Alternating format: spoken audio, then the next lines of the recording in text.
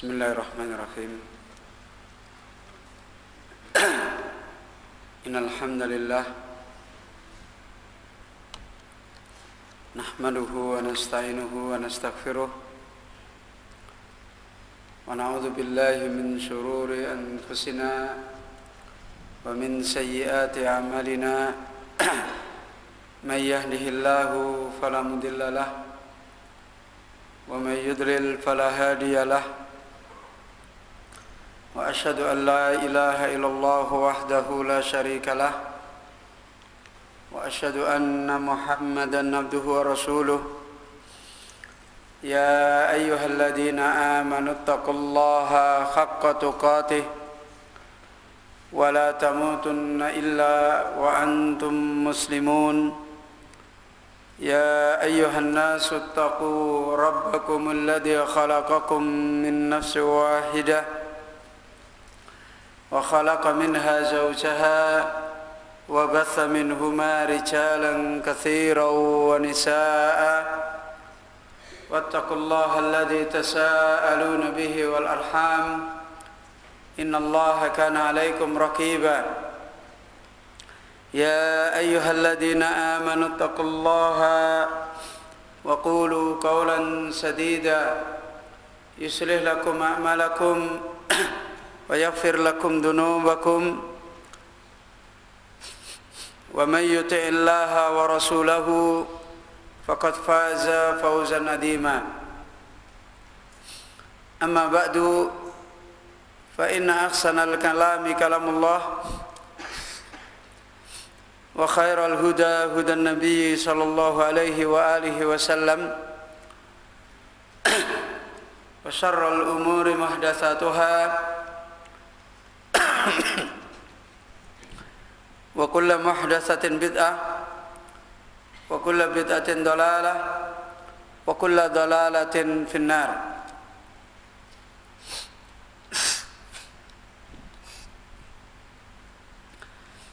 Ikhwani wa akhwati fid din, rahimani wa rahimakumullah. Alhamdulillah, dengan taufik Allah Subhanahu wa taala, pada malam hari ini kita akan lanjutkan kembali pada daurah kita di dalam pertemuan santri, melanjutkan kembali kajian kita dari kitab Risalah Tabukiyah Zadul Muhajir ila Rabbih, kaidah di dalam kita hidup menuju pertemuan kita kepada Allah Subhanahu wa taala, yang hakikatnya kita adalah orang yang hidup ini berhijrah menuju kepada Allah Subhanahu wa taala, dan kemudian kita diputuskan oleh Allah Subhanahu wa taala apakah kita termasuk orang-orang yang beruntung dan apakah kita termasuk orang-orang yang rugi. Dan apa yang telah kita dapatkan dari banyak pengajaran tentang hijrah ini telah menjadi jelas bahwasanya orang-orang yang telah berhasil di dalam hijrah ini adalah orang-orang yang mereka menekuni ilmunya Allah Subhanahu wa taala. Itulah contoh pembahasan kita yang terakhir, bagaimana Allah Subhanahu wa taala memberikan Al-Qur'an ini menjadi bekal bagi kita untuk hijrah, yaitu dengan kita meraih Al-Qur'an ini dengan benar, meraih sebagaimana Allah Azza wa Jalla menghendaki dengan Al-Qur'an ini bagi kita, yaitu sebagaimana Allah berfirman, afala yatadabbaruna al-Qur'an. Apakah mereka orang-orang yang meraih mentadaburi Al-Qur'an? Apakah mereka orang-orang yang mendapatkan kehidupannya hidup dengan ayat-ayat Allah, tadabbur, kemudian hati-hati mereka meraih nur, meraih kehidupan kemudian mereka menjadi orang-orang yang digambarkan oleh Allah. Afaman kana ala bayyinatin min rabbih, apakah orang yang mereka ini berada di dalam kejelasan dari Rabbnya, kaman kana su'u amalihi wattaba'a hawahu, apakah dia sama seperti orang yang amal mereka buruk dan mengikuti hawa nafsunya. Dalam ayat yang lain, orang-orang yang hatinya hidup, orang-orang yang hatinya punya nur, sehingga mereka itulah orang-orang yang sesungguhnya berjalan dalam hidup ini. Sebagaimana Allah menjelaskan, awaman kana maitan fa ahyainahu wa ja'alna lahu nuran yamsi bihi fin nas kaman mathaluhu fid dhulumat. Apakah orang yang dia tadinya mati di dalam hidup tetapi dinilai oleh Allah mati, kemudian fa ahyainahu, kami hidupkan dia, itu dihidupkan hatinya, wa ja'alna lahu nuran, kemudian kami jadikan pada dia hatinya nur, dan semua itu adalah dari Al-Quran. Semua itu adalah buah hati yang mendapatkan ilmunya Allah. Hatinya hidup dan bercahaya. Allah menjelaskan, afaman kana maitan fa ahyainahu wa ja'alna lahu nuran yamshi bihi fin nas. Kemudian dengan Al-Quran itu dia berjalan di tengah-tengah manusia, berarti orang yang betul-betul berjalan. Orang yang sesungguhnya menapaki hidup ini hijrah menuju pada Allah adalah orang yang hatinya hidup dan bercahaya. Dan itu adalah dengan kitab Allah Subhanahu wa taala. Dan itu hanya diraih orang-orang yang punya nasib mentadaburi ayat Allah Azza wa Jalla. Maka itulah yang diterangkan di akhir, sebagaimana Al-Imam Ibnu Qayyim rahimahullah menjelaskan, wa ra'su wa amudihi, dan pangkal wa ra'su malil amri wa amuduhu dawamu tafakkur wa tadabbur ayatil Qur'an. Pangkal dari hidupnya hati dan bercahayanya hati berhijrah kepada Allah ini adalah dawamut tafakkur. Tidak henti-hentinya hati itu selalu berpikir. Wa tadabbur, dan tidak henti-hentinya hati itu terus merenung, mendapatkan pengajaran dari ayatil Quran, dari ayat-ayat Al-Quran. Inilah orang yang sesungguhnya. Orang yang hijrah yang sesungguhnya adalah orang yang hatinya hidup di dalam setiap saat tafakkur fi ayatillah wa tadabbur fi ayatillah. Dan orang yang tidak mendapatkan seperti ini disebutkan oleh Allah, am ala qulubin aqfaluha.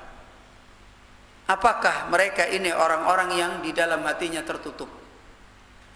Yang hakikatnya orang seperti ini adalah orang-orang yang tidak berjalan dengan sesungguhnya. Orang yang tidak hidup dengan sesungguhnya di dalam hijrahnya di dalam dunia ini. Karena hati mereka am ala qulubin aqfaluha, hati mereka terdapat penutup. Ikhwani wa akhwati fiddin rahimani wa rahimakumullah, kita telah diberikan contoh bagaimana Al-Imam Ibnu Qayyim memberi petunjuk kepada kita cara hidup kita dengan ayatnya Allah, sehingga hati kita terus hidup dan hati kita tidak hentinya mendapatkan kemanisan di dalam hidup dengan ayat-ayat Allah Subhanahu wa taala. Dan ini sekaligus memahamkan kepada kita bahwasanya hati kita itu makanannya adalah ilmunya Allah. Orang yang tidak memberikan makanan di dalam hatinya ilmunya Allah Azza wa Jalla, maka sebagaimana tubuh kita lambat laun sakit dan mati. Orang yang dia di dalam hidupnya hatinya tidak pernah berhenti diberi makanan, lama-lama hati itu akan mengalami sakit dan kemudian mati. Kalau tubuh kita saja setiap hari tidak boleh kurang ada makanan, tidak boleh kurang kita jaga dari kebutuhannya, fa kaifa biqulubina, maka bagaimana dengan hati kita? Bagaimana dengan hati kita? maka telah menjadi jelas tidak ada nasib bagi orang yang hati-hati mereka malas dengan ayat-ayat Allah. Tidak ada nasib bagi orang yang hati-hati mereka kosong dengan ayat-ayat Allah. Tidak ada kerinduan, tidak ada kenikmatan, tidak ada ketenangan dengan ilmunya Allah. Itu tidak akan ada nasib menjadi orang yang hijrah kepada Allah Subhanahu wa taala. Sebagaimana Ibnu Qayyim rahimahullahu taala memberikan contoh dari firman Allah Azza wa Jalla yang kita telah ambil faedah beberapa waktu yang telah lalu dari kajian kita yang terakhir tentang firman Allah Azza wa Jalla berkaitan dengan Nabi Ibrahim alaihissalam, dan telah banyak kita mendapatkan faedah bagaimana Al-Quran, mukjizat Allah Subhanahu wa taala memberikan nur, memberikan cahaya, memberikan khayat, memberikan kehidupan liman tadabbarul Quran. Bagi orang yang mau memberikan kehidupannya untuk merenungi Al-Quran. Maka itulah yang diterangkan oleh Syekh Sa'di, man tadabbarul Quran talibanil huda tabayyana lahu tariqul haq.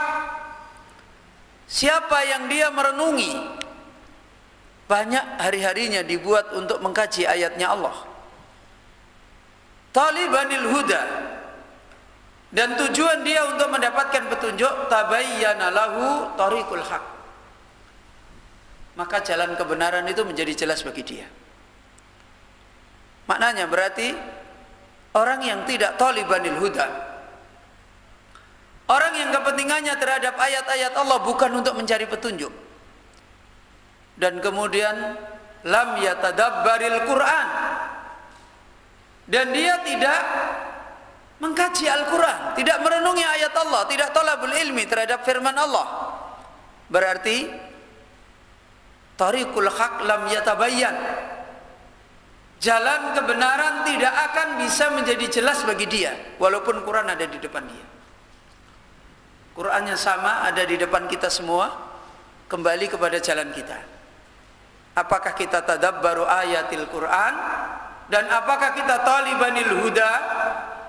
Apabila kita tidak tadabbaru ayatil Quran dan kita tidak talibanil huda, maka Quran yang sama-sama di depan kita ini nasib kita tidak sama. Hari-hari kita sama, kita baca kitab Allah, tapi kalau kita tidak punya kepentingan seperti itu, maka tidak ada nasib. Orang lain di samping kita mendapatkan nur dari Al-Quran, kita di sampingnya gelap. Orang lain di samping kita membaca Al-Quran, hatinya hidup, bisa menangis, bisa takut pada Allah, kita di sampingnya ketawa. Tertutup hati kita, dihijab oleh Allah Azza wa Jalla. Itu nikmat yang sungguh luar biasa. Bisa jadi orang itu duduk berdua, berdampingan, sama-sama baca Al-Quran. Yang satu gelap dan bosan dengan Al-Quran, dan yang satu dia nikmat dan dia terus tidak jemu-jemunya membaca Al-Quran. Di mana bedanya? Yang satu hatinya dibukakan oleh Allah, yang satu ditutup oleh Allah. Apa beda? Beda jalannya. Yang satu dia merindukan Al-Quran, menginginkan petunjuk dari Al-Quran, yang satu tidak. Yang satu dia talabul ilmi, mengkaji Al-Quran, memahami petunjuk ilmu yang ada di dalamnya, yang satu tidak. Maka perbedaannya pun dengan waktu yang sama, satunya Allah ditutup hatinya, satunya Allah dibukakan hatinya. Ikhwani wa akhwati fiddin rahimani wa rahimakumullah. Maka kita bisa melihat bagaimana Al-Imam Ibnu Qayyim menunjukkan cahaya ini sedikit demi sedikit, menunjukkan kehidupan dari Al-Quran ini. Bagaimana beliau menerangkan pada kita? Itu menunjukkan orang yang hatinya dilapangkan oleh Allah. Sementara kita dengan apa yang dijelaskan oleh beliau, sama sekali mungkin sebelumnya kita tidak pernah mikir kalau kemudian ayat ini mengandung cahaya seperti ini, mengandung kehidupan iman kita seperti ini. Terakhir kita sampai pada ayat firman Allah Subhanahu wa taala menjelaskan tentang perbuatan yang dilakukan istrinya Nabi Ibrahim alaihissalam, yaitu Sarah. Sikap yang dilakukan yang sepintas tidak ada makna apa-apa bagi kita. Kalau kita melihat kejadian seperti itu, kita anggap mungkin biasa. Itulah hati kita yang masih tertutup. Ketika Allah berfirman, فَأَقْبَلَتِ امْرَأَتُهُ فِي سَرَّةٍ فَصَكَّتْ وَجْهَهَا. Ketika Allah SWT berfirman menerangkan, maka begitu malaikat yang datang kepada Nabi Ibrahim mengkabarkan bahwasanya Ibrahim diberi kabar gembira dengan anaknya, dengan adanya seorang anak, maka istrinya Ibrahim seketika itu aqbalat imra'atuhu fi sarrah, menyongsong menghadapi istrinya Ibrahim dengan berita itu dengan berteriak kaget. Kemudian dia menutupkan tangannya pada wajahnya. Kalau kita memahaminya, ya biasa saja. Orang kaget kemudian dia seperti itu, sudah selesai. Ternyata di sana ada faidah yang sangat agung, ada cahaya ilmu pengajaran yang agung yang menghidupkan hati kita, ada cahaya kehidupan iman yang mengajarkan kepada kita, sebagaimana yang terakhir diterangkan oleh Al-Imam Ibnu Qayyim. Di antara pengajaran itu, kejadian itu mengambil faidah, memberikan pengajaran dari Allah kepada kita, lemahnya akal seorang wanita. Dan ini pengajaran hidup. Ketika kita berbicara seorang wanita, banyak sekali ayat-ayat dari kitab, dari sunnah tentang masalah ini, ya, tentang keadaan yang ada pada wanita. Dan ini bukan berarti di antara kita yang pada hari ini bukan wanita tidak masuk di dalam masalah ini, tidak. Karena walaupun kita tidak wanita, kita ini adalah bagian dari kehidupan wanita. Kita punya anak, di antaranya wanita. Kita punya istri, tidak mungkin laki-laki. Dan kita akan menghadapi kehidupan itu. Ini pengajaran hidup. Ini bekal hidup. Coba perhatikan bagaimana hadis-hadis Nabi ketika menjelaskan pengajaran tentang wanita. Berkaitan dengan bagaimana orang ini di dalam hidup selamat atau tidak selamat. Bagaimana ketika Nabi menjelaskan kebanyakan penghuni neraka adalah wanita. Kebanyakan penghuni neraka adalah wanita. Dan apa penyebabnya? Apakah mereka karena syirik kepada Allah? Tidak. Kufrul asir, karena mengkufuri suaminya. Mengkufuri suaminya apa maknanya? Kufrun nikmah, mengkufuri nikmat suaminya. Dan ini sebagai bukti dalil apa yang diterangkan Ibnu Qayyim, dha'fu aqlil mar'ah, lemahnya akal wanita. Diterangkan dalam sebuah riwayat, sekian tahun suaminya berbuat baik sama dia, satu hari suaminya tidak baik sama dia, maka dia mengatakan, sepanjang hidup kalian tidak pernah berbuat baik sama saya. Hada dha'fu aqlil mar'ah. Ini pengajaran bagi wanita dan pengajaran bagi orang yang diuji oleh Allah dengan wanita. Kemudian diterangkan dalam dalil kembali, adarru fitnatir rijal an-nisa.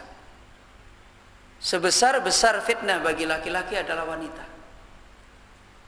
Salah satu fitnah yang ditunjukkan wanita terhadap laki-laki adalah dha'fu aqlil mar'ah.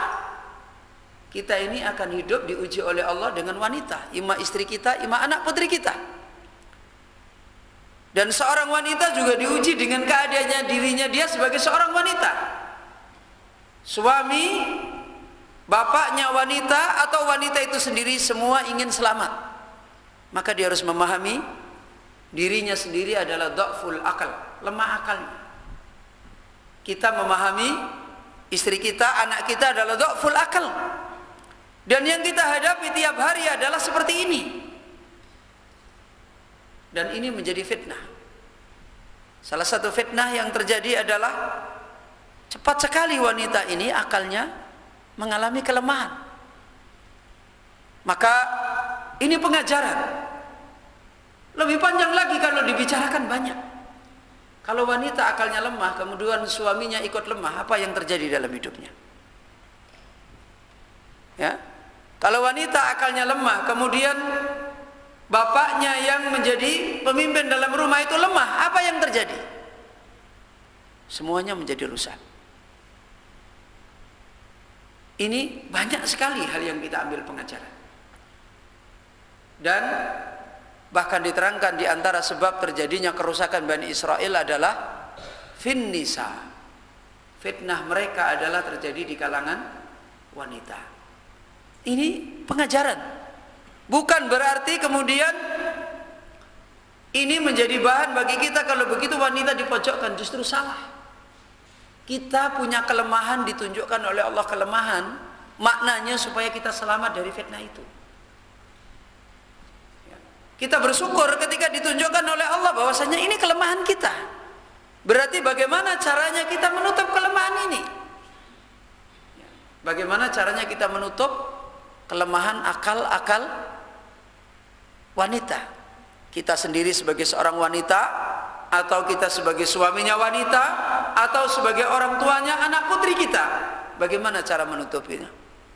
Maka insya Allah ketika kita tahu bagaimana petunjuk agama, kita akan bisa menutupi fitnah itu. Kemudian di antara hikmah ada mutsabatiha, menunjukkan wanita itu adalah tidak sabat. Dan ini berat, karena ujian hidup kita ingin selamat. Selamat itu identik dengan istiqomah, identik dengan sabat. Maka tidak sabat itu menjadi wasilah kita untuk tidak selamat. Dengan demikian ini merupakan pengajaran kembali bagaimana hidup kita supaya sabat. Ketika ada masalah-masalah seperti ini, bagaimana kita tutup? Dan sabat itu adalah datang dari Allah. Dan caranya bagaimana kita mengikuti petunjuk Allah. Kalau kita mengikuti petunjuk Allah, maka insya Allah kita akan ditolong untuk bisa sabat. Kalau tidak akan bisa ditolong oleh Allah Azza wa Jalla. Sebagaimana dalam ayat walaula an sabatnaka, kalau seandainya kami Allah tidak meneguhkan kamu, ya, maka betapa banyak orang-orang yang ditolong oleh Allah, ya. Walaupun dihadapi dengan masalah yang tidak bisa tetap, tapi dia ditolong oleh Allah. Bahkan wanita yang ditolong oleh Allah menjadi mulia pun ada, dan tidak hanya satu orang. Bagaimana Maryam diteguhkan oleh Allah, bagaimana Asia diteguhkan oleh Allah, bagaimana Khadijah diteguhkan oleh Allah. Bahkan Khadijah diteguhkan oleh Allah dan menjadi wasilah meneguhkan Rasulullah sallallahu alaihi wasallam. Bagaimana Fatimah diteguhkan oleh Allah, ditutup pintu-pintu yang ada di dalamnya. Ini apa yang sudah kita ambil faedah pada kajian yang lewat. Kemudian kita masuk pada firman Allah berikutnya.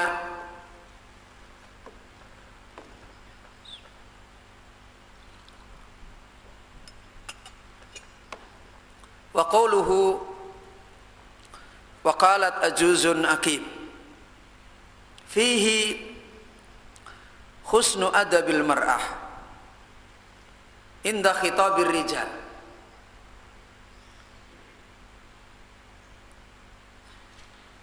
Al-Imam Ibnu Qayyim menjelaskan kembali firman Allah berikutnya.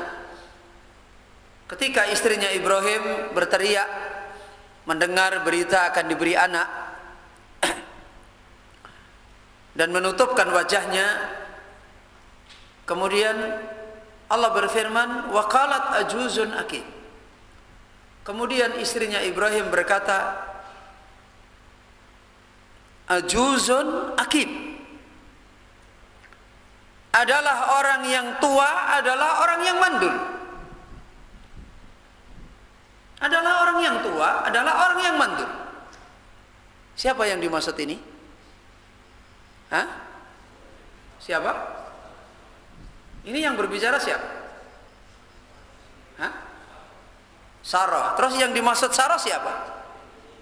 Dirinya sendiri. Tapi dia tidak mengatakan, wahai malaikat, Sarah itu mandul, enggak begitu. Dia langsung ngomong dengan singkat, ajuzun akib. Adalah orang yang tua, yang sudah tidak mungkin punya anak. Akimun adalah orang yang mandul. Apa hikmah di sini? Dijelaskan oleh beliau Al-Imam Ibnul Qayyim, ini menunjukkan akhlaknya istrinya Nabi Ibrahim yang tinggi. Kenapa?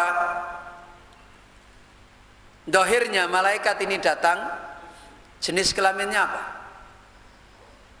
Dohirnya datang apa? Laki-laki apa wanita? Loh, malaikatnya itu loh waktu datang laki-laki, masuk wanita. Datang bertamu sebagai orang laki-laki. Dan ini menunjukkan tingginya adab, akhlak.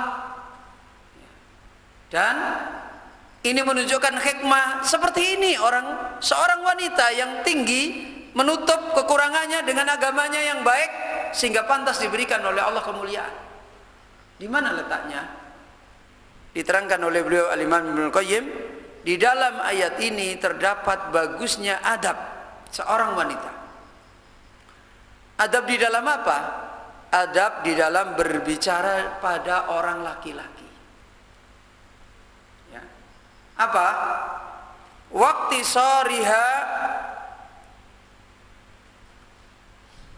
saruha minal kalami ala ma yata'adda bihi al-khajata. Di mana dia mencukupkan, meringkas, menyedikitkannya dia istrinya Ibrahim di dalam berbicara atas pembicaraan yang bisa menyampaikan kepada kebutuhan dengan perkataan dia. Tidak panjang lebar dia ngomong. Ini adab wanita yang baik berbicara kepada lain jenis. Secukupnya, dengan bahasa yang orang lain mengerti, selesai. Tidak memperpanjang, tidak ngobrol, tidak membuka pintu fitnah. Ya, tidak membuka pintu fitnah. Ya. Tidak membuka pembicaraan yang banyak sekali sehingga mengundang pintu terbukanya syaitan. Dia cukup mengatakan ajuzun akid. Adalah orang yang tua, adalah orang yang mandul.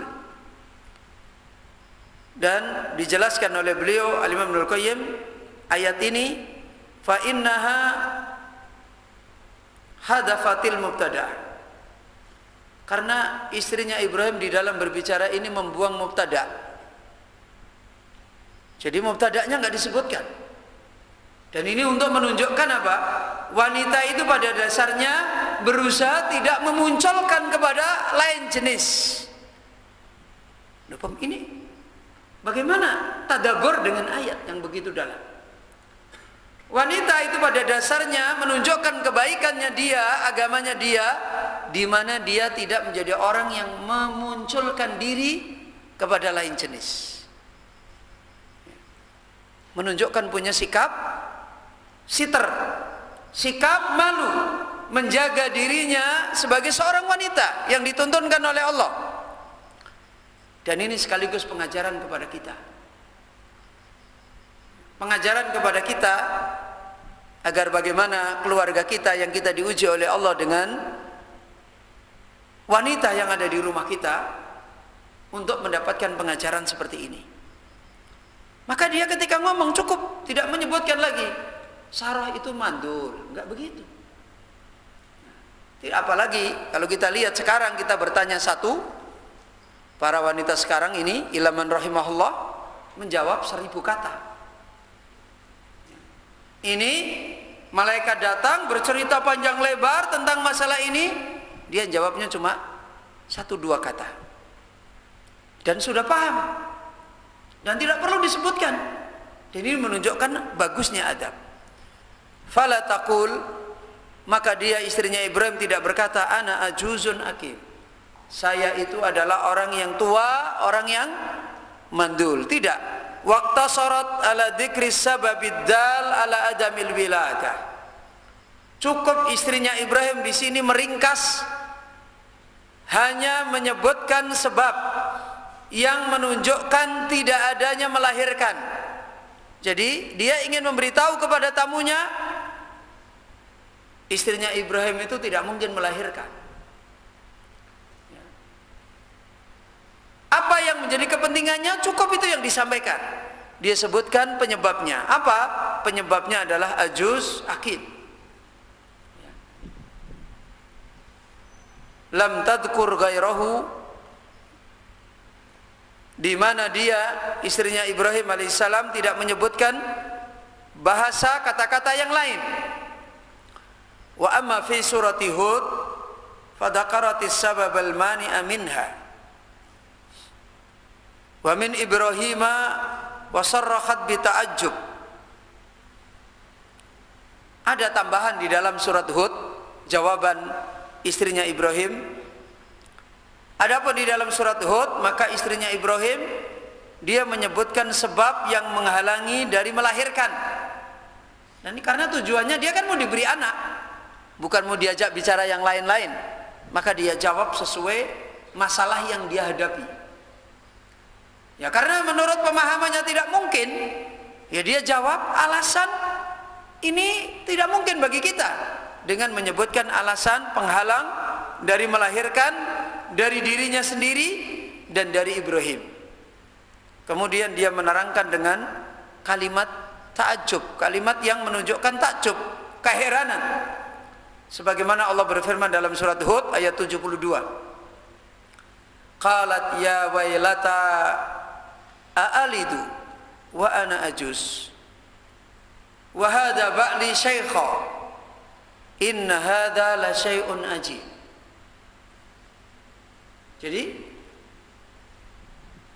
istrinya Ibrahim mengatakan, menyebutkan alasannya dalam surat Ibrahim,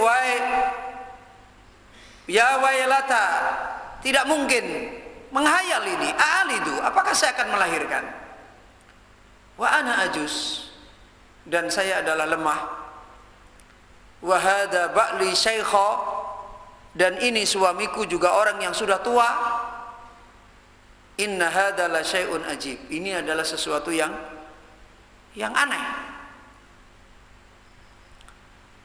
Ini faidah yang diajarkan oleh Allah, yang diterangkan oleh Al-Imam Ibnul Qayyim dari tadabbur pada ayat wa qalat ajuzun akib. Kemudian wa qauluhu qalu kadzalika qala rabbuk. Kemudian firman Allah Azza wa Jalla, malaikat setelah mendengar sikap dan perkataan istrinya Ibrahim alaihissalam, kemudian malaikat menjawab, qalu kadzaliki qala rabbuk. Malaikat berkata, kadzaliki, seperti itulah, ya, seperti itulah Tuhan kamu wahai istrinya Ibrahim telah berkata. Kalimat ini diterangkan oleh Al-Imam Ibnul Qayyim rahimahullah, mutadamminun li isbati sifatil qawli lahu. Ayat yang menunjukkan qalu kadzaliki qala rabbuk ini juga menerangkan hikmah pengajaran tentang iman, yaitu tentang apa? Pengajaran ayat ini mengandung menetapkan sifat qaul. Sifat Allah berkata, Allah berfirman, Allah berbicara kepada hambanya, dan ini adalah menunjukkan sifat, kita mengimani sifat kaulnya Allah, sifat berbicaranya Allah Azza wa Jalla. Apakah Allah berbicara secara kaul, secara kejadian, atau Allah berbicara di dalam ayat-ayatnya? Maka firman Allah Azza wa Jalla nafidatun, senantiasa terlaksana. Kemudian wa qauluhu, kemudian perkataan Allah Azza wa Jalla, innahu huwal hakimul alim. Malaikat kemudian mengatakan tentang Allah, ini sudah Allah firmankan. Allah berkehendak untuk menciptakan makhluk, sekalipun tidak mungkin pada keadaan hambanya. Allah berfirman, innahu huwal hakimul alim. Kemudian malaikat menyebutkan tentang Allah yang telah berkata untuk berfirman memberikan anak kepada Ibrahim. Malaikat mengatakan, innahu huwal hakimul alim. Sesungguhnya dia Allah adalah zat yang maha hakim, maha hikmah. Semua yang Allah takdirkan itu adalah berjalan dengan hikmah. Kemudian al-alim, dan Allah adalah zat yang maha berilmu. Di dalam ayat ini malaikat menyebutkan dua nama Allah, yaitu Al-Hakim dan Al-Alim. Bagi yang ngantuk, silakan wudu sendiri ya. Tidak usah menunduk-nundukkan wajahnya. Kalau ngantuk, segera wudu sendiri.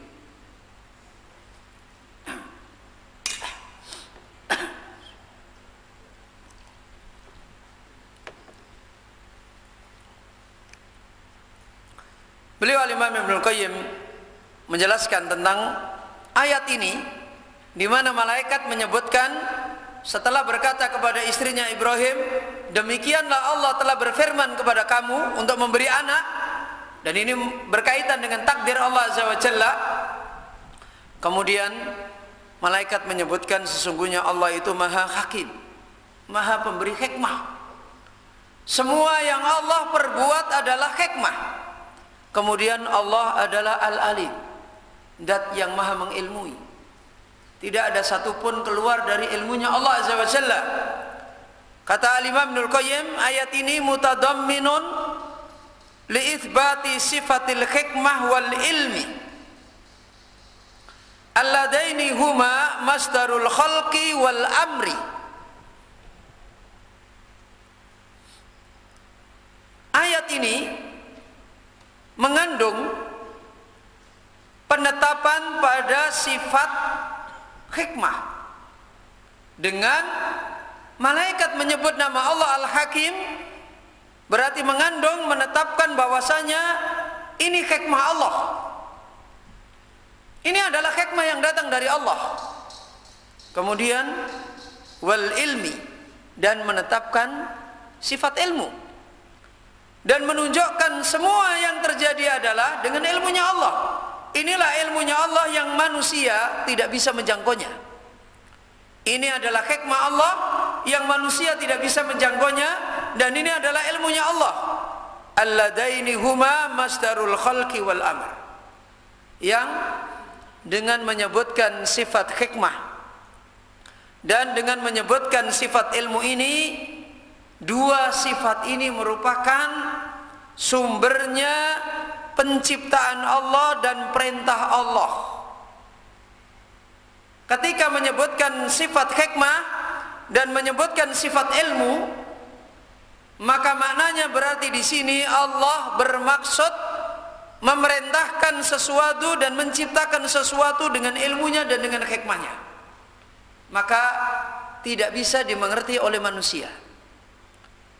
Ya, ilmunya manusia tidak bisa menjangkau. Hikmahnya manusia tidak bisa juga menjangkau. Maka dijawab oleh malaikat, ini datang dari Allah Al-Hakim, Al-Alim. Ya. Maka tertutuplah hal yang menjadi syubhat pada istrinya Sarah. Ketika malaikat menyebutkan kadaliki qala rabbuk, kemudian innahu huwal hakimul alim, ini jawaban untuk menetapkan ini takdir Allah yang tidak bisa dijangkau dengan ilmunya manusia, tidak bisa dijangkau dengan hikmahnya manusia. Ini adalah hikmah Allah dan ini adalah ilmunya Allah, dan yang terjadi adalah datang dari Allah. Maka tertutup apa yang ada pada istrinya Ibrahim alaihissalam. Karena kalau Allah sudah mentakdirkan sesuatu, Tidak ada yang bisa menghalangi qada dan qadar Allah. Dan sekaligus di dalam takdir-takdir Allah ini terdapat hikmah dan ilmu. Maknanya ini pengajaran yang besar. Bahwasanya Allah mentakdirkan hamba itu sesuai dengan hikmahnya Allah dan ilmunya Allah. Dan tidaklah hamba itu terjadi ditakdirkan oleh Allah satu dengan yang lain, kecuali semuanya adalah sesuai dengan hikmah yang Allah telah tetapkan pada hamba. Begitu juga ilmu yang Allah telah ilmui pada hamba. Maka takdir yang menimpa hamba tidak ada satupun yang luput dari pengajaran, dan tidak ada yang satupun yang luput dari ilmunya Allah Azza wa Jalla. Kembali kepada makhluk untuk dia bisa mengambil pengajaran ini, sehingga dia bisa kembali mendapatkan sunnahnya Allah di dalam qada dan qadar. Bagaimana dia meraih takdir-takdir Allah yang mendapatkan kemuliaan sebagaimana yang diberikan oleh orang-orang yang mulia seperti ini. Kemudian diterangkan oleh beliau, fajami'u ma khalaqahu subhanahu. Itu kepalanya disandarkan kenapa? Jangan bersandar di dinding.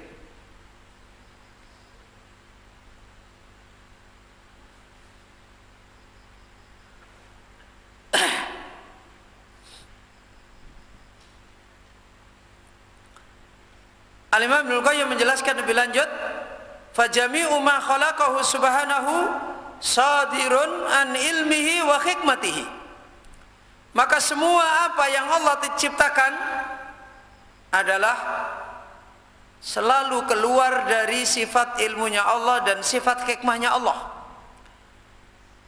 Kalau Allah kemudian memberi kabar kepada istrinya Ibrahim akan diberi anak, maka itu adalah keluar dari hikmahnya Allah dan keluar dari ilmunya Allah. Sudah diilmui oleh Allah dan sesuai dengan hikmah Allah. Kadzalika amruhu wa syar'uhu masdaruhu an ilmihi wa hikmatihi. Seperti ini pula perintah-perintah Allah yang ada di dalam wahyunya Allah dan syariat-syariat Allah Azza wa Jalla yang ada di dalam wahyunya juga sumbernya dari ilmunya Allah dan dari hikmahnya Allah. Maka di dalam agama semuanya itu adalah ilmunya Allah dan penuh dengan hikmahnya Allah. Di dalam kehidupan kita, takdir-takdir yang menimpa kita, semuanya itu adalah penuh dengan ilmunya Allah dan penuh dengan pengajaran hikmahnya Allah. Kembali kepada kita. Maka kalau Nabi kemudian memberikan sifat orang-orang yang beriman, ajaban li amril mu'min, sangat mengagumkan hidupnya orang beriman. La yaqdiyallahu illa kana khairan lah. Tidak pernah Allah mentakdirkan menimpakan suatu qada pada orang yang beriman kecuali jadi kebaikan. Ini adalah orang yang punya pengajaran dari qada dan qadar Allah, bahwasanya semua qada dan qadar itu adalah dengan ilmunya Allah dan dengan hikmahnya Allah. Maka bagi orang yang beriman, semua qada dan qadar itu menjadi kebaikan bagi dia, kalau dia memang mengerti tentang pengajaran ini. Tapi kalau tidak, ya sebaliknya. Kalau tidak, sebagaimana yang banyak terjadi. Makanya Nabi menyebutkan kebaikan hidup yang seperti ini menakjubkan itu hanya dimiliki orang beriman. Walaisa dzalika illa lil mu'min. Tidak ada hidup seperti itu kecuali hanya orang beriman. Orang yang seluruh kehidupannya jadi kebaikan. Karena dia mengilmui, dia memahami, dia punya sikap bahwasanya kehidupannya dia adalah selalu berada di dalam ilmunya Allah dan di dalam hikmahnya Allah. Maka begitu pula perintah dan larangan Allah yang ada di dalam agamanya. Tidaklah selalu disongsong oleh setiap orang beriman kecuali dengan baik. Tidaklah ada satupun perintah larangan di dalam kitab dan sunnah bagi orang beriman kecuali dia menyambut dengan baik. Kenapa? Karena di dalamnya adalah ilmunya Allah dan hikmahnya Allah. Dan ini adalah pengajaran hidup. Hidup kita, kalau kita ingin ditolong oleh Allah dalam keadaan baik, selamat, ya seperti itu. Kalau kita hidup senantiasa mendapatkan pengajaran dari ilmunya Allah dan dari hikmahnya Allah Subhanahu wa taala. Wal ilmu wal hikmatu mutadamminani li jami'il kamal. Dan kemudian sifat ilmunya Allah dan sifat hikmahnya Allah, kedua-duanya adalah mencakup bagi seluruh sifat sempurnanya Allah. Orang kalau ingin memahami sifat sempurnanya Allah Azza wa Jalla, lihat bagaimana ayat-ayat Allah di dalam kitab dan di dalam sunnah. Kemudian lihat bagaimana ayat-ayat Allah di dalam kehidupan. Maka dia akan memahami sebagaimana yang Allah telah menerangkan di dalam Al-Quran, Rabbana ma khalaqta hadza batila. Ya Allah, tidak ada satupun dalam hidup ini sia-sia. Subhanaka, maha suci Engkau. Kalimat ini akan selalu keluar bagi orang yang memahami tentang ilmunya Allah dan hikmahnya Allah, baik di dalam kehidupan dia maupun di dalam ayat-ayatnya Allah yang ada di dalam kitab dan di dalam sunnah. Fal ilmu yatadammanu al khayata walawazima kamaliha minal qaumiyati wal qudrati wal baqa'i was sam'i wal basari. Di situ minal qaumiyah, betul. Qaumiyah apa qayyumiyah? Hah? Qayyum. Oh, berarti salah. Minal qayyumiyah. Ya, betul. Qayyum ya.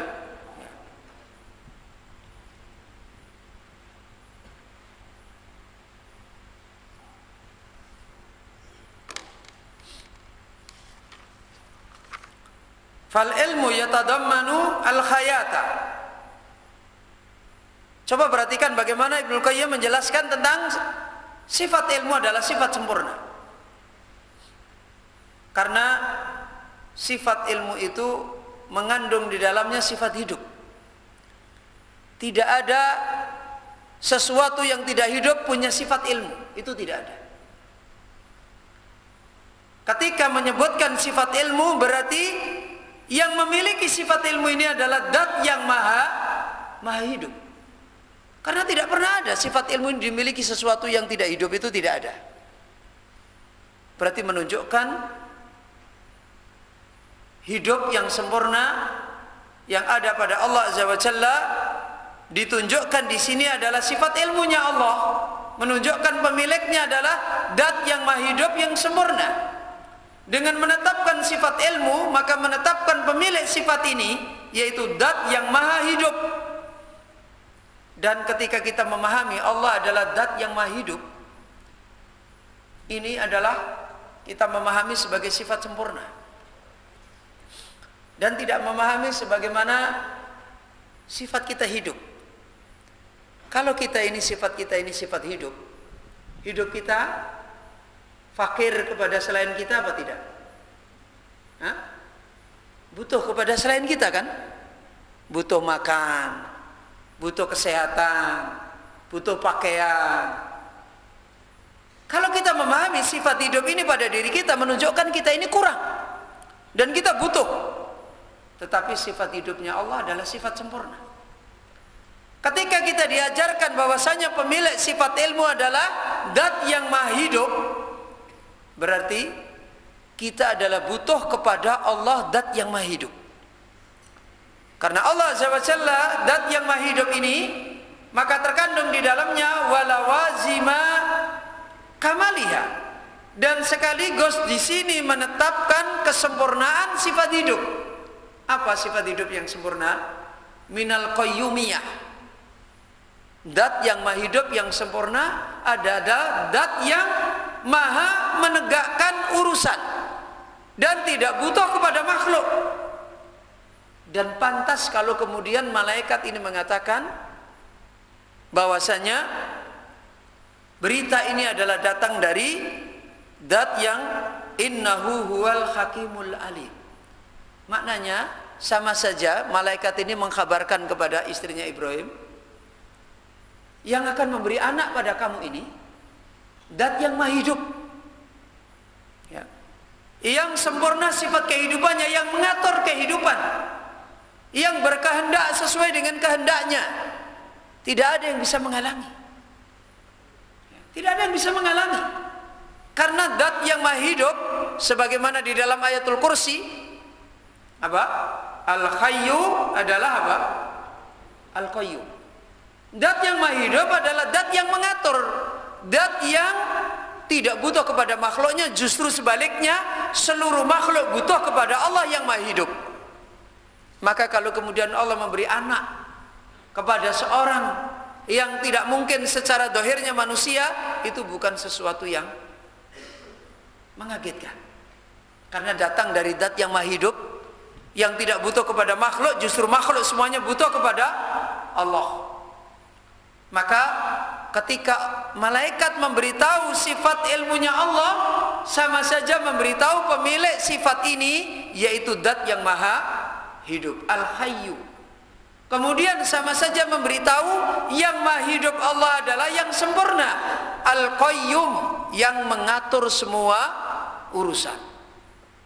Wal qudrata, dan yang memiliki kekuasaan yang mutlak, wal baqa'a, dan zat yang maha kekal, was-sam'a, yang maha mendengar, yang memiliki sifat pendengaran, wal basara, dan yang melihat hambanya, wasairas sifatil lati yastalzimuhal ilmat tam. Dan sama saja malaikat ini menyebutkan tentang seluruh sifat-sifat Allah Azza wa Jalla, yang ilmunya Allah yang sempurna menetapkan seluruh sifat-sifat sempurna. Berarti memberikan pengajaran tentang tauhid. Memberikan pengajaran tentang tauhid. Apa yang dikhabarkan ini memberikan pengajaran tentang tauhid secara nyata. Apa maknanya? Lihat, nama Allah ini dikaitkan dengan kejadian apa? Nama Allah apa tadi? Al-Hakim sama apa? Al-Alim. Dikaitkan dengan kejadian apa? Dengan kejadian istrinya Ibrahim tidak bisa menerima kalau dia mau diberi apa? Anak. Takdir kehidupan yang di luar kebiasaan. Dan tidak bisa dipahami oleh manusia. Kemudian Allah menghubungkan apa? Malaikat menyebutkan tentang nama Allah. Ini datang dari Allah, Al-Hakim, Al-Alim. Seperti ini merupakan pengajaran di dalam hidup kita. Bahwasanya apa yang dikhabarkan malaikat tentang Allah berbuat kepada hambanya, seperti yang terjadi pada istrinya Ibrahim, itu juga Allah berbuat kepada siapapun hambanya.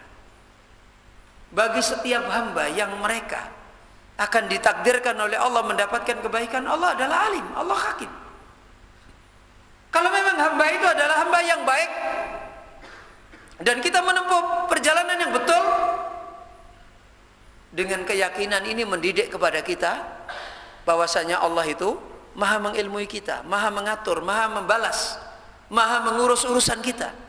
Maka ketika kita baik, ketika kita lurus, ketika kita benar sebagaimana para anbiya, sebagaimana orang-orang yang solih, maka tidaklah terhalangi Allah itu akan menolong orang-orang yang beriman. Cuma dikaitkan dengan nama Allah Al-Hakim, Al-Alim, menjadi jawaban problem yang dihadapi oleh manusia. Ketika Sarah kaget diberitahu anak, dijawab dengan Allah Al-Alim, Al-Hakim. Hari ini kalau kita misalnya cari rezeki sulit, padahal di sana ada nama Allah apa? Ar-Razzaq. Kenapa kita tidak yakin bahwasanya Allah memberi rezeki? Kemudian kenapa kita banyak berputus asa? Kenapa kita ini beribadah kepada Allah, kita ini menekuni ilmunya Allah, dibayang-bayangi dengan tidak bisa makan, dibayang-bayangi dengan ketakutan,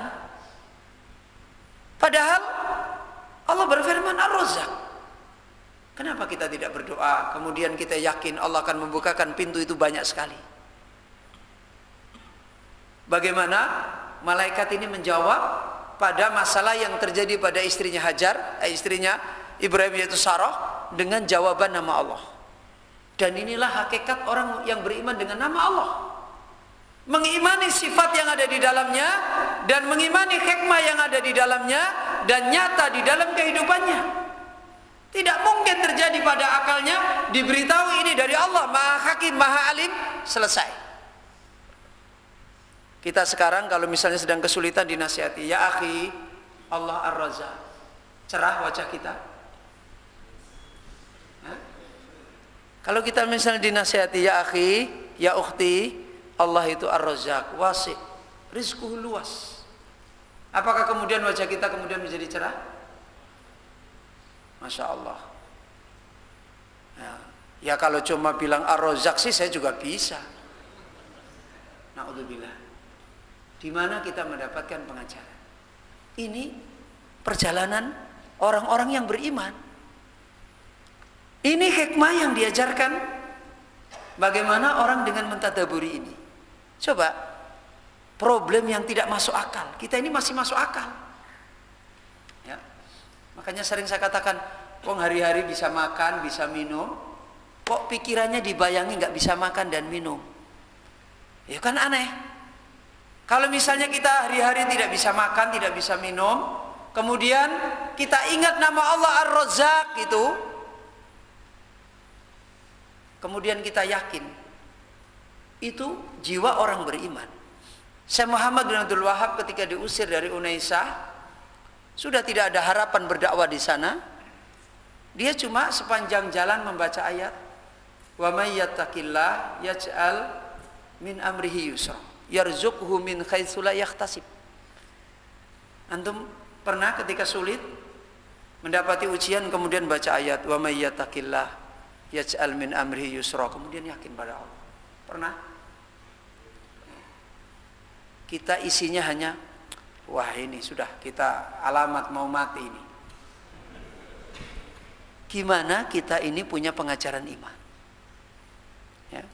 Di mana letak Allah Azza wa Jalla, zat yang maha hidup, yang kita menyatakan Allahu la ilaha illa huwal hayyul qayyum.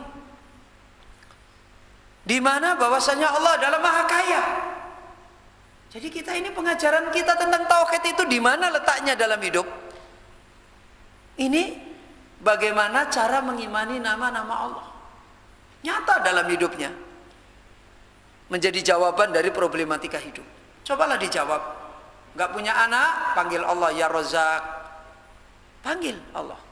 Kemudian berdoa seperti doanya Nabi Zakaria, Rabbi la tadarni fardan wa anta khairul warithin. Wahai Allah, jangan tinggalkan aku sendiri, Engkau adalah sebaik-baik yang memberikan warisan. Loh, dokter mengatakan mandul itu, dokter itu urusan dokter, ini urusannya dengan Allah. Ya. Kesulitan dalam ini, panggil Allah. Loh, orang mukmin itu begitu. Masalahnya dunia sekarang ini mengantarkan kita tidak dekat dengan Allah. Kekurangan duit, bukan ya Razzaq, ya Hayyu ya Qayyum, urzuqni, tapi apa? Wahai HP sini tak SMS. Umi, abi, uangku habis. Tidak bisa kita memunculkan sikap menjadi orang bertauhid. Ya. Mbak coba sekali-kali tidak nge-SMS orang tua sampai 2 bulan, 3 bulan tapi berdoa. Gitu loh.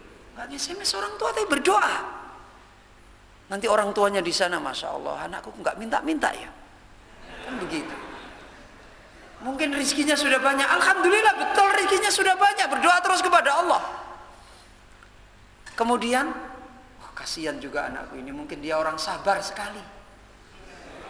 Ya, sudahlah saya kirimi 3 kali lipat. Loh, itu hasil berdoa yang baik. Kan? Tapi kalau sedikit-sedikit SMS ini kok mata duiten, malah curiga. Coba ambil pelajaran bagaimana kita beriman kepada Allah di dalam ayat yang ditunjukkan di sini. Kehidupan kita sebagai orang beriman ini penuh dengan keluh kesah. Penuh dengan keluh kesah. Orang beriman kok penuh dengan keluh kesah. Kenapa tidak berdua dengan Allah kemudian mengadu? Tidak usah mengeluh kepada orang lain. Ya Allah, Engkau timpakan kepadaku begini. Berikan aku kebaikan. Coba lihat jawaban-jawaban ini. menjadi pengajaran kepada kita bahwasanya semua hidup ini adalah di tangan Allah. Semua sifat kesempurnaan adalah hanya milik Allah. Apa yang terjadi pada hamba adalah semuanya dari sifat sempurnanya Allah Subhanahu wa taala. Kemudian diterangkan oleh Ibnu Qayyim, wal hikmatu tatadammanu kamalal iradah. Coba bagaimana pengajaran masalah tauhid, masalah sifat. Tadi diterangkan sifat ilmu, sampai kepada sifat apa? Sifat apa tadi? Sifat hidup. Kemudian sampai kepada sifat apa lagi? Sifat qayyum. Kemudian sampai pada sifat-sifat yang menjadi sifat sempurna, sifat qudrah, baqa, sama, basar, dan seluruh sifat-sifat sempurnanya Allah hanya diwakili dengan menyebut apa? Nama apa? Al-Alim. Ya kalau kita tidak belajar ya tidak mengerti. Cukup kita membaca dalam buku terjemahan Allah Maha Tahu, selesai. Hatinya tidak dapat apa-apa. Kemudian diterangkan oleh Ibnu Qayyim rahimahullah, wal hikmatu tatadammanu kamal al irada min al adli wal rahmati wal ihsani wal jaudi wal birri wa wad'il asya'i mawadi'aha ala ahsani wujudiha wa yatadammanu irsalar rusuli wa isbatas thawabi wal iqabi. Kemudian hikmah, malaikat ini menyebut hakim. Allah adalah maha hakim. Untuk menjawab apa tadi? Menguatkan jawaban kepada perkataan apa? Sarah yang tidak mungkin diberi apa? Anak. Selain disebutkan nama Allah Al-Alim yang kemudian mendapatkan pengajaran seperti tadi, yakinlah Sarah, yakinlah Ibrahim, kemudian mendapatkan pengajaran yang lebih lanjut apa? Hakim. Allah adalah pemilik hikmah, Zat yang maha hikmah.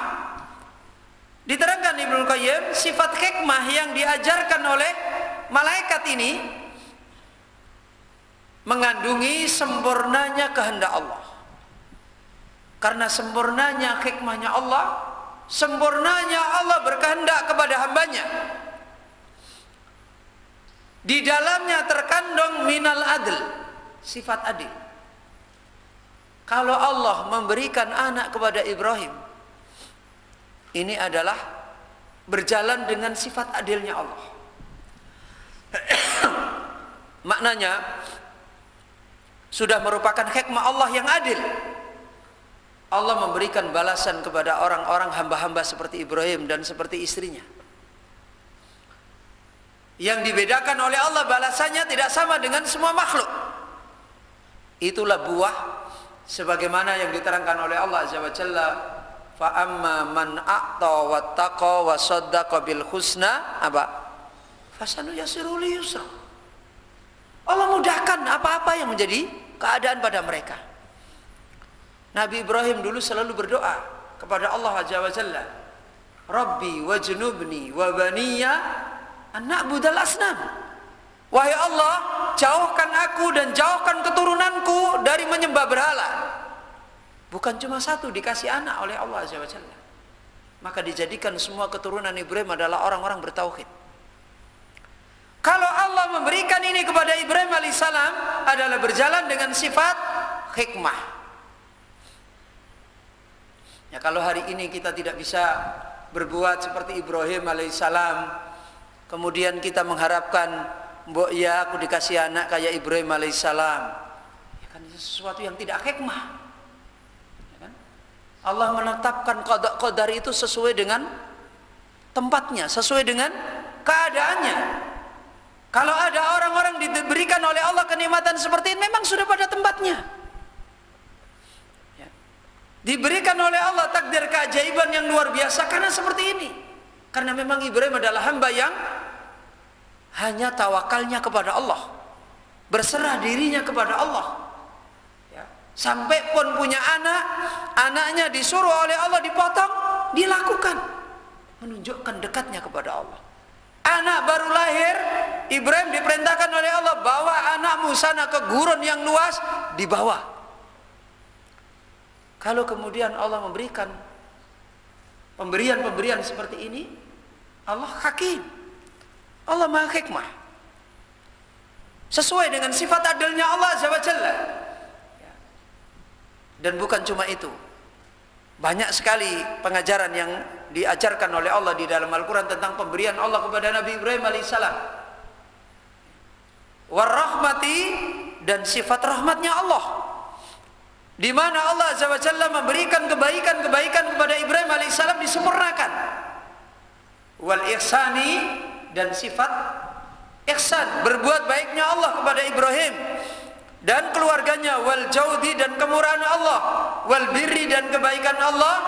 Wa wad'il asya'i mawadi'iha, dan Allah memberikan, meletakkan perkara pada tempatnya, ala ahsani wujuhiya, di atas yang paling baiknya keadaan. Itu sifat hikmah. Sama saja ketika malaikat memberitahukan kepada istrinya Ibrahim, innahu hakim, sesungguhnya dia Allah Maha Hikmah, apa yang Allah berikan kepada kalian ini adalah sesuatu yang hikmah, berjalan dengan kehendak Allah, dengan keadilannya Allah, rahmatnya Allah, ihsannya Allah, kemurahannya Allah, kebaikannya Allah. Dan Allah memberikan ini sudah pada tempatnya kepada Ibrahim, kepada istrinya Sarah, dan seterusnya, sebagai seorang Rasul yang Allah telah mengutus untuk ditolong oleh Allah Azza wa Jalla. Maka terjawablah sudah, terjawablah sudah. Wa isbatis sawabi wal iqab, sekaligus di sini apa yang diterangkan di sini menetapkan sawab. Ketika Allah memberikan janji ganjaran dunia dan akhirat kepada hamba-hambanya yang beriman, itu berjalan dengan hikmah. Ganjaran itu adalah sesuai dengan pada tempatnya, min jinsil amal. Bagaimana kita diberikan oleh Allah ganjaran kemudahan yang besar, sementara kita tidak punya jalan yang begitu besar? Tidak ada. Jadi kalau kemudian Allah memberikan seperti ini kepada Ibrahim alaihissalam, sesuai dengan sifat hikmahnya Allah. Hari ini kalau kita ingin mendapatkan perkara-perkara yang sebagaimana Allah berikan hikmah kepada orang-orang seperti ini, ya kita mengambil jalan yang diberikan oleh Allah pada mereka. Kalau kita mengambil jalan itu, maka insya Allah rahmatnya adalah luas, tidak dibatasi pada zaman ke zaman, tidak dibatasi pada tempat ke tempat. Tapi kalau kita sendiri adalah orang-orang yang menempuh jalan yang lemah, yang dhaif, ya bagaimana mungkin mau diberikan hikmah yang tinggi, ya. Dan ini justru tidak hakim dari Allah. Jadi sekaligus di dalam ayat ini, antara ganjaran dan hukuman itu berjalan dengan sifat hikmah. Kalau kemudian pada akhirnya orang-orang seperti Ibrahim diberikan hal-hal yang menakjubkan seperti ini, Allah hakim. Dan kalau kemudian orang-orang seperti bagaimana musuhnya Ibrahim, bagaimana musuhnya para nabi, ditimpakan oleh Allah musibah, Allah adalah hakim. Makanya ikhwani wa akhwati fiddin, antum ketika mengharap kebaikan Allah dengan ilmunya Allah, Allah hakim. Sebatas apa kita semuanya ini menempuh, sebatas itu Allah berikan kepada kita. Kalau kita adalah orang-orang yang bermain-main dengan ilmunya Allah, ya Allah hakim. Kalau kita adalah orang yang punya himmah yang tinggi, yang alia di dalam ilmunya Allah, Allah hakim. Kalau antum terhadap ilmunya Allah, belajar ditentukan oleh gurunya, kamu belajar berangkat jam 6, tapi dia tahu saya ini berurusan bukan dengan guru saya ini berkhidmat pada ilmunya Allah, saya berangkat jam 5, jadwalnya jam 6, dia berangkat jam 5. Tidak mungkin Allah akan memberikan balasan dengan orang yang jadwalnya jam 6 berangkat jam 8 malam, diberikan oleh Allah dengan orang yang jadwalnya jam 6 berangkat jam 5. Tidak mungkin disamakan. Allah hakim. Orang yang thalibul ilmi banyak membuang waktunya untuk ngobrol, untuk cerita, untuk sendoguru, tidak mungkin disamakan oleh Allah. Orang yang thalibul ilmi waktunya dijaga, Allah hakim. Seperti itulah kehidupan kita. Semua yang menimpa pada kita yang Allah takdirkan pada kita, orang lain diberi, kita tidak diberi, Allah adalah hakim. Semua adalah sesuai dengan keadaan kita. Tidak mungkin kita akan disamakan, karena bedanya jalan yang kita tempuh. Makanya sebagian nabi dilebihkan dengan sebagian yang lain sesuai dengan apa yang mereka tempuh. Sebagian Allah utamakan nabi ini dengan nabi yang lain juga seperti ini. Sebagian penuntut ilmu diutamakan oleh Allah dengan sebagian yang lain juga kembali kepada jalannya. Sebagian orang alim dilebihkan oleh Allah dengan yang lain juga kembali kepada jalannya. Sebagian orang berilmu malah dihinakan oleh Allah juga kembali kepada jalannya. Allah adalah hakim. Karena itu ikhwani wa akhwati fiddin, janganlah kita berpikir di dalam ilmu ini saya bisa begini, bagaimana guru supaya saya begini. Enggak. Pikirlah setiap hari perjalanan kita ini dilihat oleh Allah. Allah Maha Tahu, Allah Maha Hakim.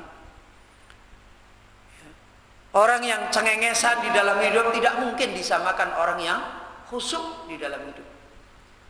Orang yang banyak sembrono, sendogoro dalam hidup tidak mungkin disamakan oleh Allah orang yang dia hidupnya ini dijaga dengan baik. Enggak mungkin. Orang yang pikirannya selalu dihidupkan untuk mikir ilmunya Allah tidak mungkin disamakan dengan orang yang dia banyak nganggurkan pikirannya. Tidak mungkin.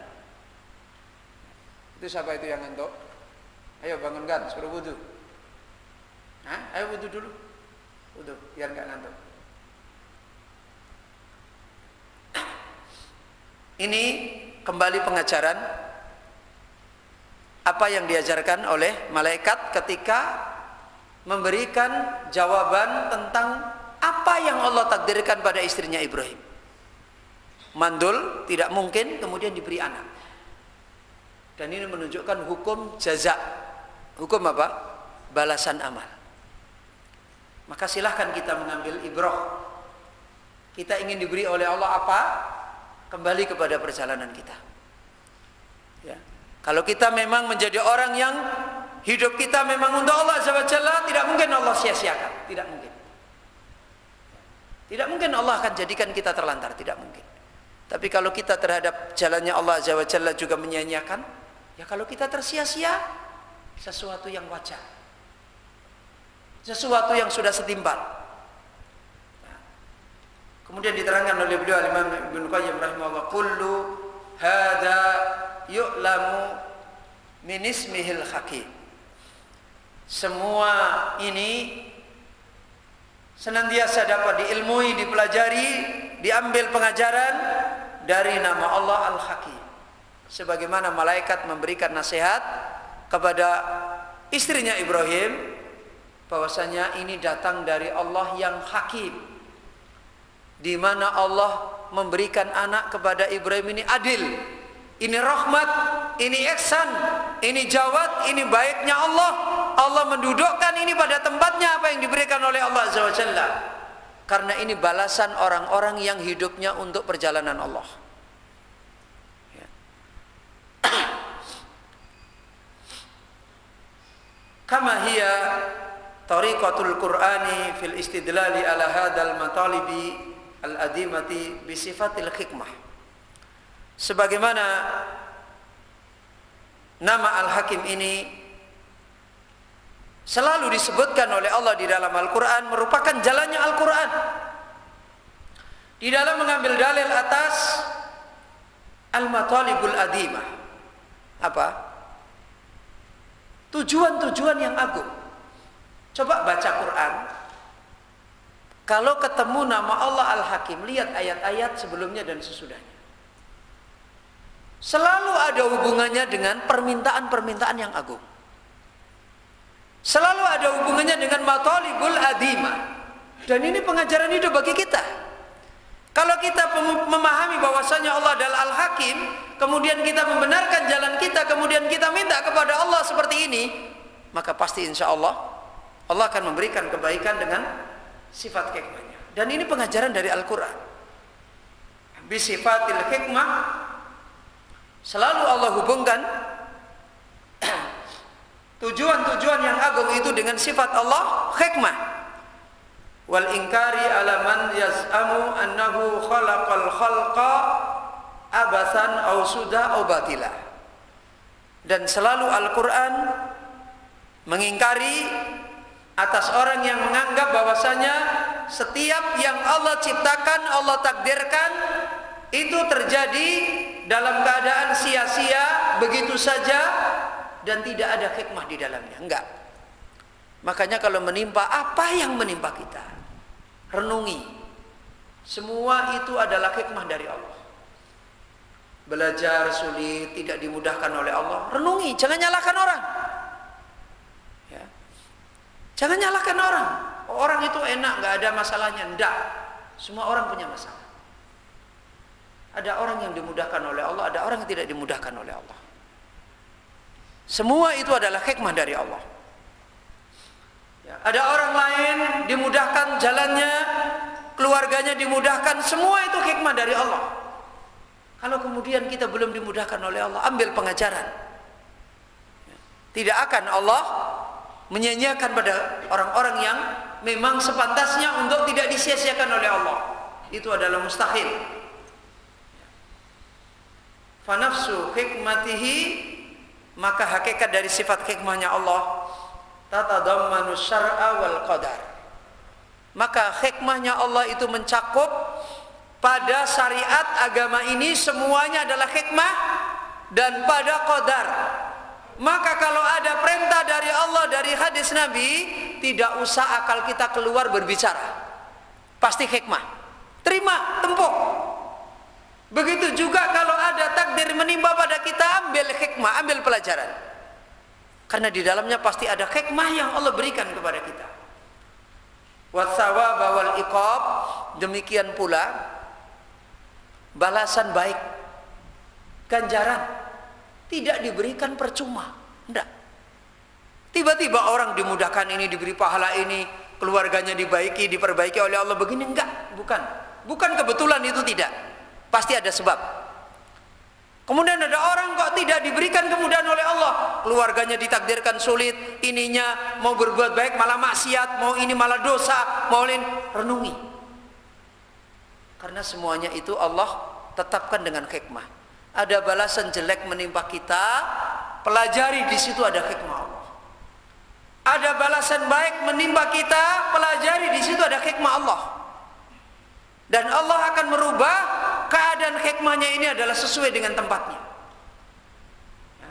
Tidak mungkin ada orang seperti Fir'aun tiba-tiba ditolong oleh Allah, diberi anak-anak yang mulia, ditakdirkan ini walaupun sudah mantul dikasih, nggak mungkin. Orang rusak ditolong oleh Allah, nggak mungkin. Dan tidak mungkin orang baik, orang yang lurus, orang yang ikhlas, perjalanan hidupnya benar untuk Allah, dia korbankan hidupnya untuk Allah, kemudian kok hidupnya disia-siakan oleh Allah, tidak ditolong. Itu tidak mungkin. Nggak mungkin. Ini kehidupan. Ini pengajaran yang diajarkan oleh Allah kepada kita. Jadi hikmahnya Allah selalu ada berkaitan dengan ajarannya Allah. Maka jangan coba-coba kita menghakimi ajaran Allah. Kemudian ada pada qada qadar yang menimpa kita.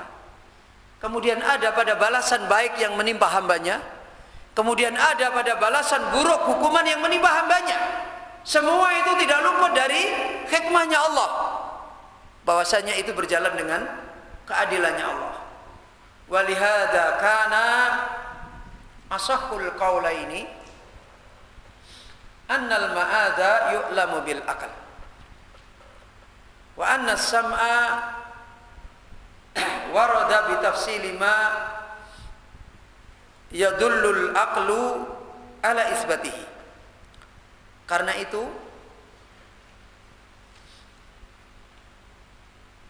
yang paling benar dari dua pendapat bahwasanya al-ma'at, ma'at itu apa artinya? Hah? Apa artinya ma'at? Hah? Sigotnya apa ma'at?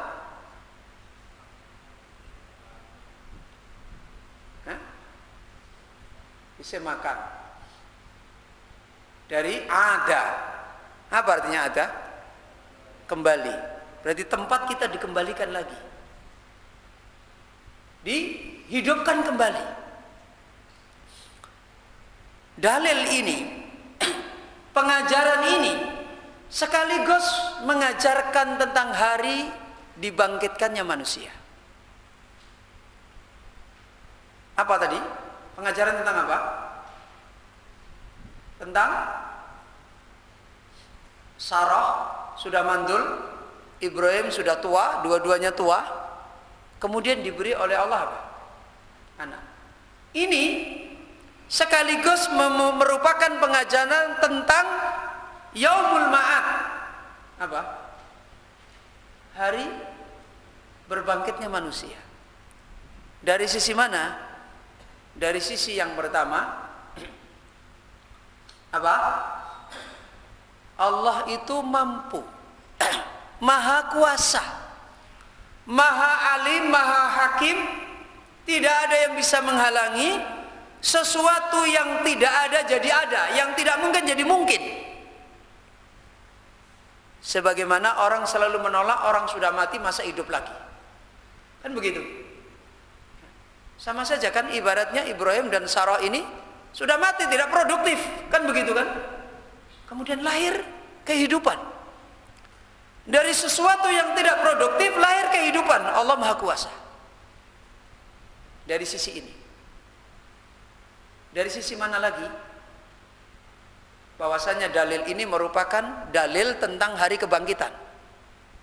Kita nggak bisa mikir kan kalau ini ternyata dalil hari kebangkitan. Dari sisi mana lagi?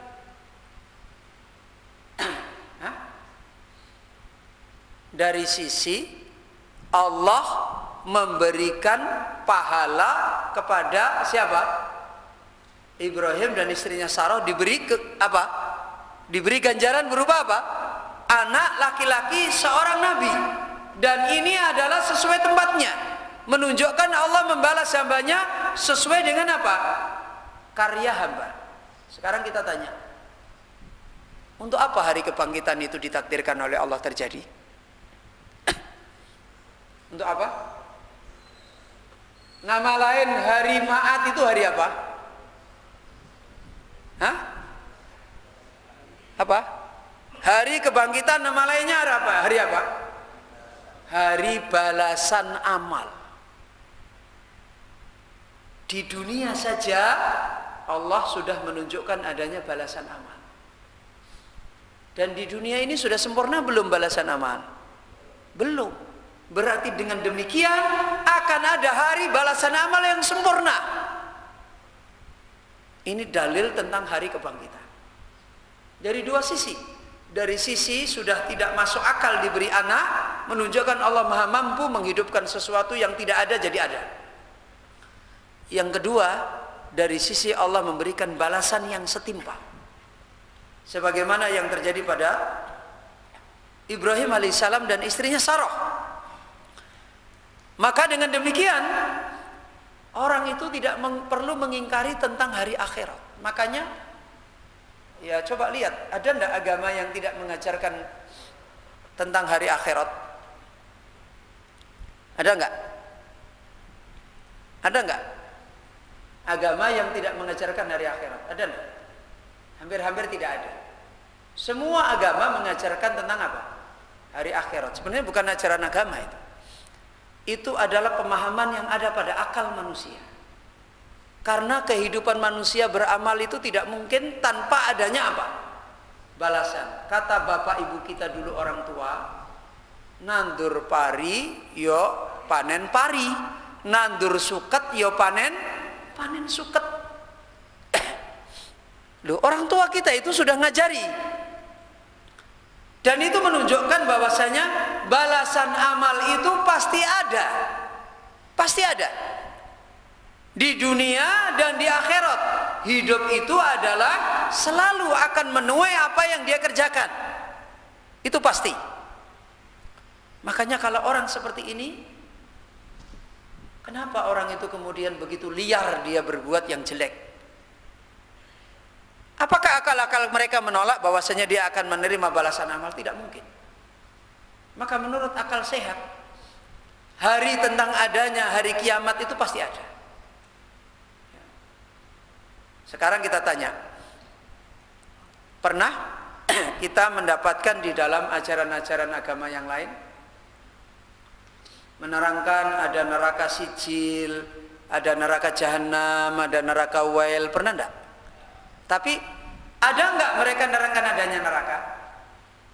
Ada toh? Itu sebenarnya bukan pakai dalil, pakai akal. Karena itu mereka tidak bisa nerangkan ada neraka jahanam, ada neraka ini, nggak bisa. Karena dari mana dia dapat? Dari mana akalnya bisa ngomong gitu? Nggak mungkin dia dapat. Akal manusia kalau tidak ada yang memberi masukan bisa ngomong nggak? Nggak mungkin. Orang bisa ngomong neraka jahanam karena datang dari mana? Ada berita. Karena itu kalau sudah berbicara rincian balasan, itu bukan wilayah akal. Surga, semua ajaran agama mengajari tentang adanya surga enggak? Tapi ada enggak di agama-agama lain menerangkan Jannatu Aden, Jannatu Firdaus, Jannatun Naim? Ada? Enggak mungkin. Dari mana dia dapat? Dongeng apa? Enggak mungkin. Karena itu dari wahyu. Rincian tentang balasan itu datang dari Allah. Orang tidak akan bisa tahu. Maka dari sini mengajarkan kepada kita bahwa hari kebangkitan, hari balasan amal itu adalah yu'lamu bil akal. Bisa dipahami dengan apa? Akal. Secara apa? Mujmal. Secara apa? Global. Orang baik pasti dapat balasan baik. Kok matinya belum dapat balasan baik? Berarti nanti setelah mati dia dapat balasan baik. Orang buruk pasti dapat balasan buruk. Kalau mati belum mendapatkan balasan buruk, berarti setelah mati dia akan dapat. Dan itu adalah akal secara umum. Adapun rinciannya adalah Allah Azza wa Jalla yang Maha tahu. Ini diadab lebih besar, ini diadab lebih kecil, dosa ini lebih besar, dosa ini lebih kecil, bukan wilayah akal. Tapi ini wilayah wahyu Allah Azza wa Jalla. Wa anna sam'a waradun bi tafsili ma yadullu 'alal aql. Adapun pendengaran, wahyu itu datang untuk merinci tentang apa yang telah akal itu menunjukkan adanya menetapkan balasan amal. Makanya akal murni tidak bisa menerangkan dosa ini balasannya ini, dosa ini balasannya ini, dosa ini balasannya ini, nggak bisa. Makanya orang-orang sekarang ketika memutuskan hukuman pakai akal, ya banyak terjadi ketimpangan. Kan begitu kan? Banyak terjadi ketimpangan. Nah, orang mencuri ayam, masuk hukum kena ini, penjara sekian. Orang korupsi karena seperti ini, penjara sekian. Terjadi ketimpangan. Mukul ayam digebuki sampai kelenger, ya kan? Orang korupsi bisa dengan aman dan nyaman. Nah, ini kenapa? Karena rinciannya sudah pakai akal, bukan wilayah akal di sini. Maka dari sini seperti ini pula Nabi Ibrahim alaihissalam diberi oleh Allah anak dalam keadaan tua mandul. Kalau dipikir balasan ini secara akal, bisa diterima akal enggak? Ya enggak. Lawang sudah enggak ada sebab musabab secara akal. Tapi ini bukan wilayah akal. Ini adalah wilayah daripada hikmah Allah Azza wa Jalla. Rincian balasan seperti ini hanya Allah yang Maha tahu. Karena itu kalau kita ingin menempuh jalan yang diberikan oleh Allah kebaikan, kalau sudah bicara rincian, akal jangan bicara, bukan wilayahnya. Contoh, pengen diberi rezeki oleh Allah, wilayah akal apa? Bekerja seperti yang dituntunkan oleh Allah, kan begitu kan? Kemudian berdoa, minta kepada Allah, ini wilayah akal. Terus rinciannya wilayahnya akal. Enggak. Kita mau diberi rezeki oleh Allah lewat apa? Akal bisa mencerna? Enggak bisa. Enggak bisa mencerna. Ya. Makanya ketika orang berpikiran pakai akal, malah enggak ketemu jalannya. Contoh misalnya, ada orang minta rezeki, ngarani. Tahu ngarani? Menetapkan nominalnya. Ya Allah, mbok saya dikasih rezeki 1 juta. Biar saya cukup.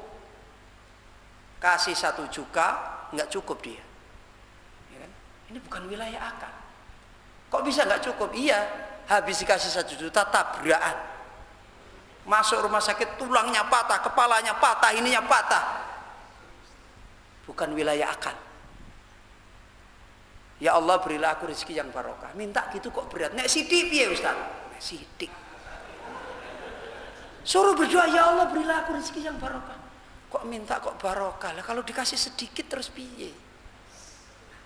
Ini loh, ini akal kita. Ya enggak apa-apa dikasih, yang penting barokah. Ya Allah berilah aku rezeki yang barokah. Kok hari itu dikasih 10.000, ya Allah mudah-mudahan barokah. Dikasih 10.000, ada orang ngeteri lagi nasi, ada orang ngeteri lagi daging. 10.000 utuh. Loh kan enggak bisa dipahami oleh akal kan? Enggak bisa dipahami oleh akal. Ada orang memberi lagi kemudahan ini. Loh kok 10.000 saya kok masih utuh ya? Malah sampai besok juga masih utuh terus.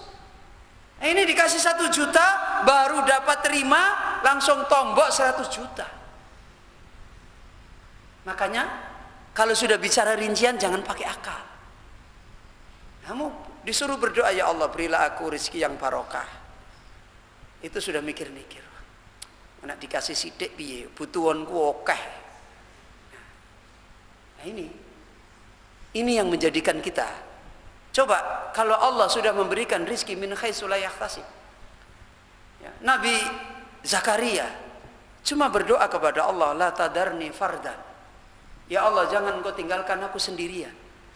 Wa anta khairul warithin, dan engkau adalah zat yang paling memberikan warisan kepada makhluk ini. Cukup berdoa seperti itu. Tidak tahu Allah memberikan. Kemudian Allah perbaiki, kemudian Allah kabulkan terimanya, diberi seorang anak Yahya.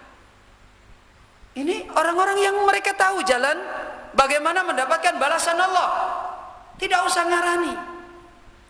Coba berdoa seperti doanya Nabi. Ya Allah, hidupkan aku kalau hidup itu jadi kebaikan bagiku. Matikan aku kalau mati itu jadi kebaikan bagiku. Sudah ada yang berani berdoa begitu? Sudah ada yang berani berdoa begitu? Mikir-mikir, nek kon dimatekke saiki piye? Innalillahi wa inna ilaihi raji'un. Ini musibah kan? Ya, hidupkan aku kalau hidup jadi kebaikan bagiku. Nah, kok terus dimatikan sekarang bagaimana? Ya Allah.